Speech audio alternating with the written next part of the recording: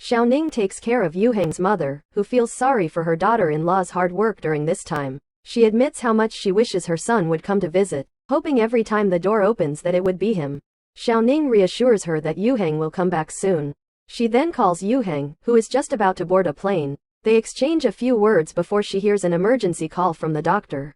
She sees a crowd outside the hospital room. Sensing something is wrong, she approaches and finds Yuheng's mother in the middle of a resuscitation attempt. Despite all efforts, the mother does not make it. Xiaoning breaks down in tears, unsure how to tell Yuheng that he didn't get to see his mother one last time. By then, Yuheng is already on the plane back home. Xiaoning's parents arrive, and she sobs in her mother's arms, blaming herself, thinking if she hadn't gone to wash the dishes, she could have stayed by Yuheng's mother's side. When he arrives in a hurry, he sees Xiaoning crying. She rushes to hug him, repeatedly saying she's sorry, while Yuheng holds back his emotions. He has a funeral for his mother, attended by many friends who come to pay their respects. Xiaoning helps send guests off at the door. She meets Rao Jing, who already knows about their relationship, but is surprised to see things reach this point. Seeing how close Xiaoning is to Yuheng's mother, Rao Jing feels sympathy for her and cries. Fang Gong waits outside for Rao Jing and tries to comfort her, but Rao, who sees life and death very clearly, is still affected by Yuheng's mother's passing.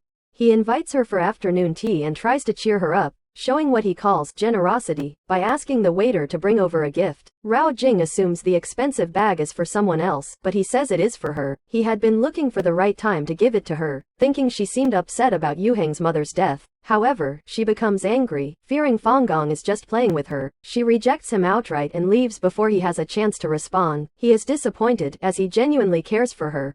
At home, Xiaoning tells Yuheng that if he feels sad, he should let her know. He admits he is really tired and hugs her tightly. She makes dumplings like the mother used to. When he takes a bite, he starts crying, realizing he never thought he'd taste them again. Later that night, Xiaoning gives Yuheng a photo album she found, which appears to be filled with notes for him. When he opens it, he sees pictures from his childhood, along with a note from his mother expressing her deep care and her hope that he would relax and have a life of his own despite all he has done for her during her illness. The next morning, Xiaoning finds Yuheng is not beside her.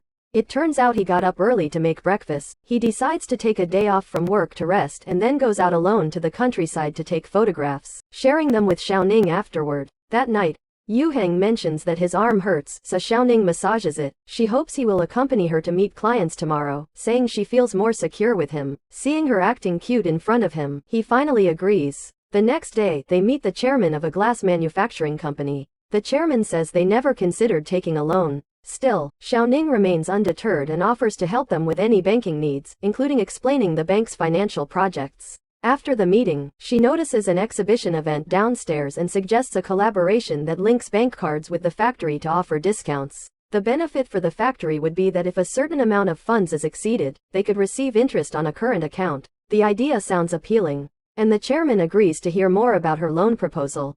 Yuheng realizes how much she has improved recently and understands that she has involved him in these tasks to help him recover from his grief. While driving back, Tu falls asleep from exhaustion. Meanwhile, Rao Jing notices that Fang Gong is avoiding her at the office and ignoring her attempts to talk. During work, Rao Jing asks Xiaoning about her recent progress. She brimming with confidence and replies optimistically. However, Rao Jing warns her that if she chooses to be with Yuheng, they will eventually face a time when one may have to leave. Xiaoning responds that they have a betting agreement, so it is uncertain who will leave when the time comes. Rao Jing is impressed by Xiaoning's determination. Yuheng meets with his boss and requests an opportunity for his team due to a new chance in the department. He assigns a government project to Rao Jing and Fang Gong, who work well together. Xiaoning offers to help Rao Jing with the necessary documents. The entire team in the expansion department prepares thoroughly for the project. When the results are announced, everyone waits nervously for Yuheng at the door. At first, he remains silent, making everyone think the project failed, but he then reveals it was a success. Xiaoning also receives an interview notice, which she shares quietly with Yuheng. This is her last step before a transfer. Xiaoning passes her final interview smoothly, much to everyone's joy. Meanwhile, Yu Hui receives an offer from her mentor to become a financial manager but declines, as she is still focused on Yuheng. After the project, everyone in the department received promotions and raises, and they achieved first place in the rankings for 2 consecutive quarters. During a group photo, Rao Jing deliberately pushes Xiaoning and Yuheng closer together, making them both laugh. Chi-yu starts his new job, and Wei buys him 2 pairs of handmade leather shoes to celebrate, saying it's a special gift for his significant moment of becoming a police officer. After dinner, Yu-heng and Xiaoning go for a walk. Given their betting agreement, she tries to learn more about Yu-heng's future work plans. He reveals he can apply for a managerial position, which would be a significant step up. She encourages him to pursue it despite the challenges, as it would also mean they could openly be together if they were not in the same department. Xiaoning prepares some gifts for an upcoming event that pleases the clients. A famous host is invited to participate in the event's hosting activities. After the event, she notices some glass products being sold nearby and decides to buy one. However, for some unknown reason, she cannot make the payment. Seeing her frustration, Xiaoning offers to check her card and explains the issue. When the host still can't complete the payment, Xiaoning will kindly pay for her. Grateful, the host leaves her WeChat contact information. Meanwhile, Fanggong notices a hair tie on the passenger seat in the car, suggesting that a woman recently sat there. Yu-heng quickly changes the subject and mentions that Fanggong likes Rao Jing. Back at the office, he speculates about the hair tie, remembering that Xiaoning has one like it. She quickly explains that many people have the same type. Soon, the company's group photo is released, and a colleague jokes that Xiaoning and Yu-heng standing next to each other looks like a wedding photo. Yu-hui quickly changes the topic, insisting they look nothing like that. Wei complains to Xiaoning that she bought things for Chi-yu, but he refused them, saying it was like spending her father's money. Annoyed, Wei bought many things in frustration, and Tu refused to carry them for her. Left with no choice, she calls Chi-yu. He explains that he is serious about their relationship and doesn't want to spend her father's money, only wishing to give her a better life himself. Moved by his words, they quickly reconcile. Fanggong works late until 9 p.m. He finds Rao Jing's work badge on the ground as he leaves. Concerned, he calls her, but she is drunk and struggling to open her door. Worried, he rushes over to her house. Drunk, Rao Jing mentions that her home was recently robbed, and fortunately, she wasn't there at the time, so she wasn't hurt. He feels sympathy and concern for her. Rao Jing worries that being together would cause many issues, and if they broke up, they might not even remain friends. He decides not to pursue her until she knows what she wants. However, she takes the initiative and kisses him. When Fanggong thinks they might take things further, she suddenly falls asleep. Disappointed, he drinks a glass of water to cool down and takes care of her. Yu-heng's next project is difficult, as many banks are vying to work with Mr. Shaw. Without a better plan, it's hard to win him over. Xiaoning encourages Yu-heng not to worry, assuring him they will find a way. While waiting at a traffic light, they hug, unaware that Yu-hui sees them from the side. She recalls their recent interactions and becomes convinced that Xiaoning had planned this all along. The next day, Rao Jing pretends to have forgotten everything from the previous night, leaving Fanggong exasperated, though she remembers everything and is teasing him. At the office, Yu-hui starts targeting Xiaoning with her words, leaving her completely puzzled. Yu-hui plans to report the matter to the director. Meanwhile, Yu-heng presents his project to the director when Yu-hui reveals she has gathered information on all the proposals and offers to help Yu-heng prove his value. She shares her idea with Yu-heng and mentions she knows the person he is looking for, Ms. Jia. Yu-hui takes the opportunity to speak ill of Xiaoning, but Rao Jing defends her. Later, Fanggong joins Rao Jing in support. Yu-heng also plans a weekend business trip and buys a ticket for Xiaoning. He and Yu-hui meet Ms. Jia, who agrees to be a financial advisor for the project if the terms are suitable. While there, Teacher Jia brings up the rumors between Yu-heng and Yu-hui. He wants to clear things up, but Yu-hui responds vaguely, further complicating the situation. Yu-hui originally wanted to have dinner with Yu-heng, but he clarified that their relationship was strictly that of a superior and subordinate, and she did not give up on him. Although a class reunion had been planned for the evening, Yu-heng chose to spend time with Xiaoning instead of attending. He took her around every corner of the school, hoping to bring them closer together. He even took her to the dormitory where he spent his 4 years. Yu-heng said that during his college years, he only focused on finishing his studies as quickly as possible, so he never had time for romance, but Xiaoning had always been a part of his life. Some of Yu-heng's classmates saw him and greeted him, and he introduced Xiaoning as his girlfriend. Meanwhile, Yu-hui organized the class reunion, where everyone talked about the time Yu-heng saved her, which was when she first started liking him. All the classmates knew about Yu-hui's feelings for Yu-heng, and she did not deny it. Just then, another classmate arrived and mentioned that Yu-heng had brought his girlfriend along, which made the atmosphere awkward. At first, the classmates didn't believe it, but the new arrival insisted it was true and said the two seemed very sweet together. Yu Heng took Xiaoning to his favorite library, where the teacher recognized him and mentioned that he had talked about having someone he liked during his university days. Xiaoning was curious, and the teacher said the girl had curved eyes like hers. Fang Gong helped Rao Jing repair the electricity meter at her home, and when the kitchen sink pipe had problems, he also checked and fixed it. Even though Rao Jing initially didn't want to bother since she rarely cooked, Fang Gong also advised her to eat less takeout for her health. She found him quite good at managing household affairs. She opened up about the difficulties she faced while living alone, including the time a burglar broke into her home, and she lay in bed, not daring to move. After so many years of living alone, she had developed many skills. She didn't even know why she was telling Fang Gong all this, but it was clear that her current behavior stemmed from never meeting someone she trusted, likely due to a lack of safety. The two exchanged glances, and Rao Jing took the initiative to kiss Fang Gong, saying she was ready for a real relationship, so they officially got together. Wei Yi would wait for Qi Yu to finish work every night, and he would share exciting stories from his job with her. Wei Yi increasingly saw him as someone with a heroic mission.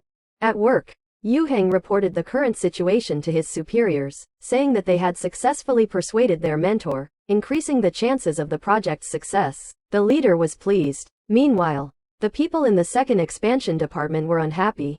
At this time, their leader received a call about a rumor that the person Yu Heng wanted to cooperate with was leaving the company. He also heard about this and was left in a tough spot. Yu Hui saw Xiaoning approaching Yu Heng and made a snide comment, saying only she could help him. Yu Hui offered to handle the situation but only on the condition that Xiaoning leave Yu Heng, promising she could arrange a meeting with the person from the company. Xiaoning then contacted Ms. Zheng, the host she had once helped. After learning that Ms. Zheng knew President Xia, Xiaoning asked if she could help arrange a meeting between Yu Heng and President Xia. Xiaoning wanted to help Yu Heng, but the host, Ms. Zheng, was hesitant, not wanting to damage her relationship with the person involved. Meanwhile, Yu Heng asked Fang Gong to keep a close watch on him during this period, as he planned to fly to the US that night to meet with President Xia. He informed Xiaoning of his departure. Determined to meet Ms. Zheng as soon as possible, Xiaoning waited at the entrance, hoping to persuade her. Despite the pouring rain, she ran out and eventually touched Ms. Zheng, who finally agreed to stop her car, allowing Xiaoning to arrange a meeting with President Xia.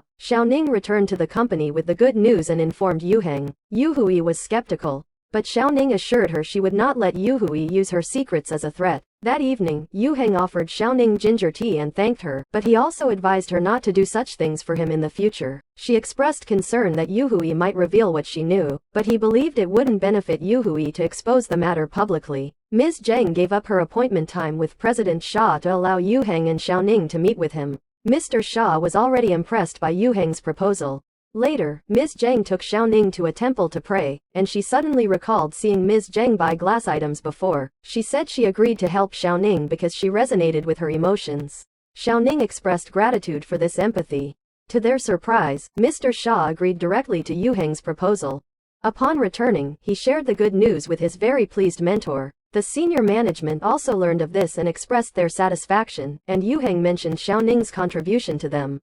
Meanwhile, Yu Hui went to discuss a project, and her uncle suggested she join his company as a financial manager, which she said she would consider. Rao Jing and Fang Gong were now practically living together. He even placed a photo of Rao Jing on his desk, mentioning that he would change it to a vanity table once she moved in officially. During a meeting, Fang Gong was teased by his colleagues for almost being late and missing his overtime pay. He explained he had family matters, and his colleagues guessed he might be in a relationship, which embarrassed him. Yu Heng announced that the company contract was officially secured, thanking Xiaoning. President Xia also invited everyone to visit a resort next week for a team-building event. Fang Gong took the opportunity to bring breakfast for Rao Jing while fetching documents. Xiaoning messaged Wei Yi to ask if she could go shopping after work. She planned to buy a watch for Yu Heng to celebrate his success with the big project. Meanwhile, Wei Yi, who had stopped relying on her father's money, struggled to make ends meet with her salary. While shopping, Xiaoning noticed that the head of the second expansion department and a subordinate were in a relationship, which surprised her. Xiaoning secretly placed the watch she bought in Yu Heng's suitcase when he wasn't paying attention.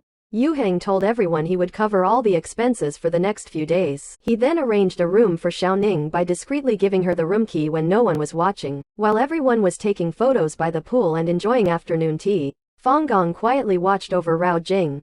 As they talked, Rao Jing mentioned her menstrual cycle, realizing it had been a long time since her last period. She bought a pregnancy test and confirmed she was pregnant.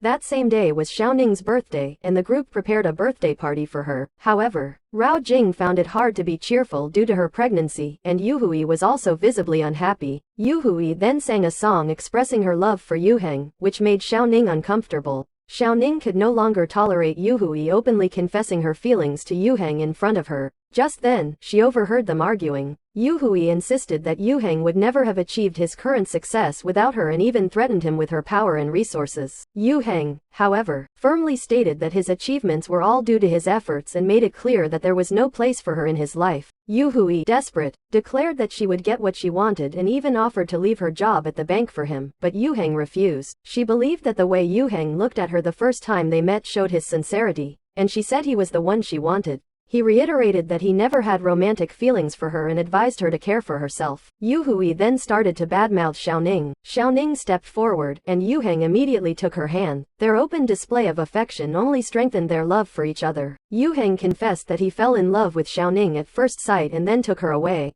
Back in their room, Yu Heng celebrated Xiaoning's birthday again. She was surprised to learn that he had fallen for her at first sight and found it hard to believe. He admitted that his desire to marry her was driven by love, and he hadn't mentioned it earlier because he was afraid she might reject him. As Xiaoning made a wish before blowing out the candles, Yu Heng kissed her. They embraced, feeling that they had found the perfect love.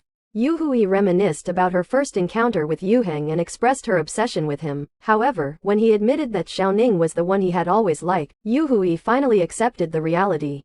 Rao Jing felt sorry for her and assured her that someone else would love her more. Yu Heng gifted Xiaoning a watch, and she, in turn, gave him a watch from the same brand. She mentioned that Yu Heng had completed his betting agreement while half of hers had left. Though he offered to help, she declined. He drove her to work, and soon after, Yu Hui resigned, feeling relieved and at peace. She asked Yu Heng if he had mistaken her for someone else, and it turned out that he had indeed mistaken Yu Hui for Xiaoning when they first met. Rao Jing went to the hospital for a checkup and discovered she was pregnant. She considered telling Fang Gong but worried he might become entangled if she chose not to keep the child. At the company, everyone gossiped about Yu Heng and the mysterious woman he was seen with, which made Xiaoning nervous. Fang Gong, noticing Rao Jing's late return, tried to ask about work as a pretext to inquire about her well-being. Yu Heng called Fang Gong into his office to reveal that the mysterious woman was his fiancée, which only embarrassed Xiaoning since their relationship was still not public. The gossip at the office got out of hand.